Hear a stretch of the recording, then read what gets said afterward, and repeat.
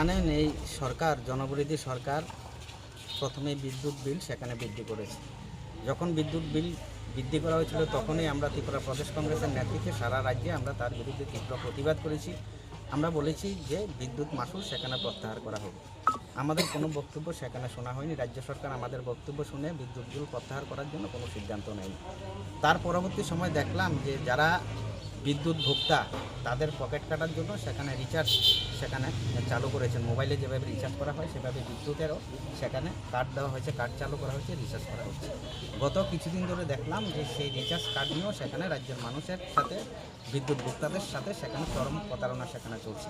আপনারা যারা সংবাদ মাধ্যমে আছেন, সংবাদ মাধ্যমের প্রতিনিধি হিসেবে আপনারাও তার সেখানে ভুক্তভোগী সাধারণ মানুষ সামাজিক মাধ্যমে তার প্রতিক্রিয়া সেখানে ব্যক্ত করছেন যে কেউ 1000 টাকার সেখানে কার্ড কিনে রিচার্জ করছেন, সমপরিমাণে সেখানে সেই টাকার অনুমানে সেখানে তাকে বিদ্যুৎ না দিয়ে দেখা যাচ্ছে সেখানে 100 টাকা সেখানে বিদ্যুৎ পাচ্ছেন আর 900 টাকাই সেখানে সার্ভিস করা হচ্ছে। এই সমস্ত ঘটনা নিয়ে সারা রাজ্যের যারা বিদ্যুৎ ভোক্তা রয়েছে তাদের মধ্যে একটা চরম আতঙ্ক এবং হতাশা এবং ক্ষোভ সেখানে তৈরি হচ্ছে। সেই কারণে আজকে উদয়পুর জেলা কংগ্রেসের তরফ থেকে আমরা এই মহকুমার বিদ্যুৎ দপ্তরের সামনে আমরা এসেছি। আমরা আজকে এখানে কোনো প্রতিনিধিমূলক ডেপুটেশনের কোনো ব্যাপার নেই।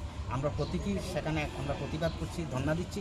আমরা আমাদের এই বিক্ষোভ ধর্ণার মাধ্যমে আমরা রাজ্য সরকারের কাছে আমরা দাবি করতে চাই যে সমস্ত বিদ্যুৎ গ্রাহকদের সাথে প্রতারণা করা হয়েছে, রিচার্জ কার্ডের নামে সেখানে অতিরিক্ত চার্জ কাটা হয়েছে, সমপরিমাণে টাকার পরিমাণে যারা বিদ্যুৎ পায়নি তাদেরকে সেই টাকার পরিমাণে সেখানে বিদ্যুৎ সেখানে তাদের ব্যবস্থা করতে হবে।